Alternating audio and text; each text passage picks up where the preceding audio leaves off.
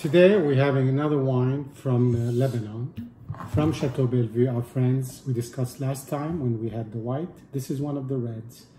It's called Renaissance, 2007. They have another bottling called Le Chateau.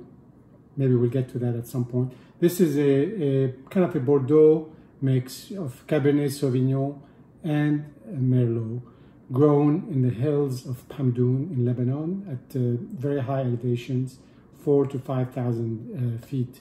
This is a place where there is snow in the winter and there's rain and sun in the summer. It's really a four-season kind of place. And as we discussed before, it's facing the Mediterranean. The owners there are friends of ours, as we said before, Naji and his wife Jill.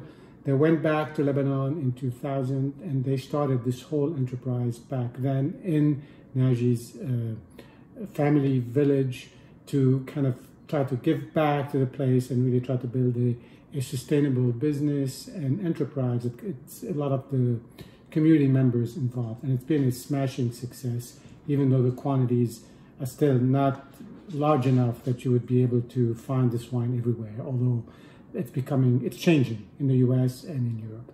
Anyway, I opened this yesterday, and these wines, especially the reds from Lebanon, they're really better off the next day because they're strong, they're alcoholic, there's a lot of sun, they age very well, and you know, you sort of have to give them all the time you can, even after you open the bottle. So let's see where we are today, and maybe we can comment on what I saw yesterday.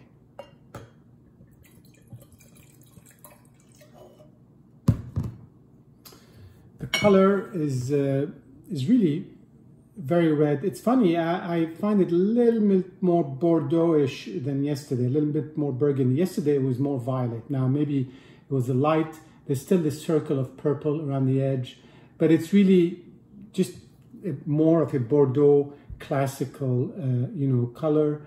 It's very dark. It's not super transparent. I don't know if the wine is filtered or not, to be honest. And I think, again, these processes must have changed over the last 20 years because I started in 2001, 2002. I think the first vintage was 2003, and then things have evolved greatly over time. I think you can tell there's Merlot in there because of the spiciness, maybe in the roundness, if you can use that for a bouquet. The Cabernet is there, but it's not as overpowering. That's arid. And again, it's different. Yesterday was more, there was a little bit more of an attack, which sort of kind of dulled a little bit of the subtle points behind it.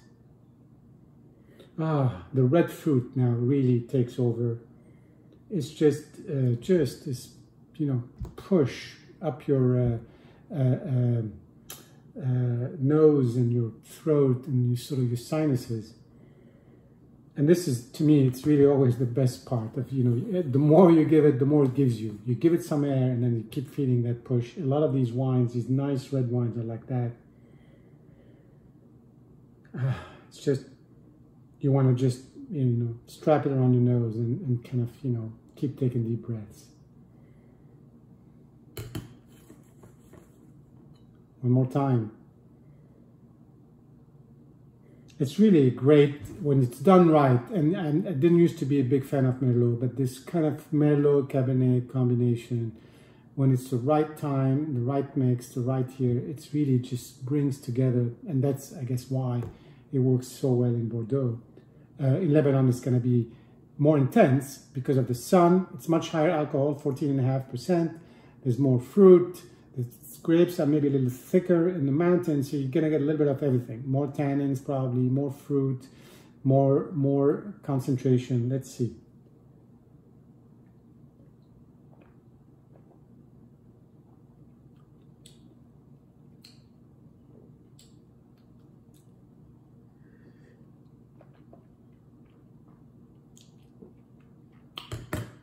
Still a lot of tannins, and this is 2007.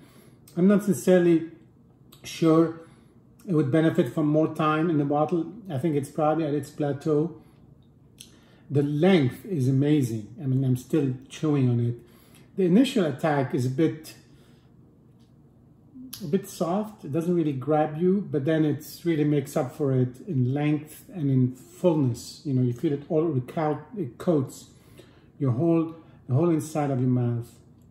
It's got fruit, it's got tannin, it's got acidity, it's got a little bit of bitterness, not too much. Some of the comments around this wine are that maybe it's too dry and it's too severe, but you know, I mean, it's not too much of that, and I kind of like that, and I think it's great with all kinds of food. I mean, the range of food you can eat with this is really very broad, which is, you know, which is great these days where we passed sort of the typical meat and potato kind of diet. Anyway, cheers, enjoy, and see you soon.